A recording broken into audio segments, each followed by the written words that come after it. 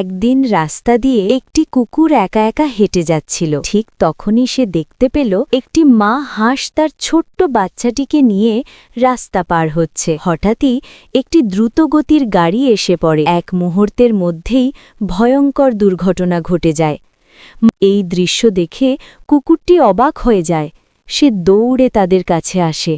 ছোট হাঁসটি বুঝে যায় তার মা আর নেই। সে বুক ফাটিয়ে কান্না করতে থাকে। কুকুরটি চুপচাপ তার পাশে বসে পড়ে। তারপর ধীরে ধীরে ছোট হাঁসটিকে কোলে তুলে নেয়। সে বুঝতে পারে মা হাঁসটিকে সম্মানের সাথে বিদায় দেওয়া দরকার। কুকুরটি মা হাঁসটিকে নিয়ে একটা শান্ত জায়গায় যায় এবং তাকে মাটিতে কবর দেয়। এই সময় ছোট হাঁসটি একটানা কাঁদতেই থাকে। কবর দেওয়ার পর কুকুরটি ছোট হাঁসটিকে নিয়ে নিজের বাড়িতে ফিরে আসে। এখান থেকেই শুরু হয় এক অদ্ভুত কিন্তু সুন্দর বন্ধুত্ব। দুজন একসাথে খায়, একসাথে খেলে, একসাথে ঘুমায়।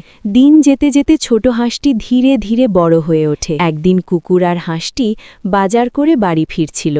ঠিক তখনই একটি গাড়ি হঠাৎ তাদের দিকেই ছুটে আসে। আরেকটি দুর্ঘটনা ঘটতে যাচ্ছিল নিশ্চিতভাবে। ঠিক শেষ মুহূর্তে হাঁসটি সমস্ত শক্তি দিয়ে কুকুরটিকে ধাক্কা দিয়ে দূরে সরিয়ে দেয়। কুকুরটি বেঁচে যায়, কিন্তু হাঁসটি নিজেকে বাঁচাতে পারে না। এই দৃশ্য দেখে এক মুহূর্তও দেরি না করে সে হাঁসটিকে কোলে তুলে হাসপাতালে নিয়ে যায়। ডাক্তাররা তার চিকিৎসা শুরু করে। দীর্ঘ সময় পরে হাঁসটির জ্ঞান ফিরে আসে।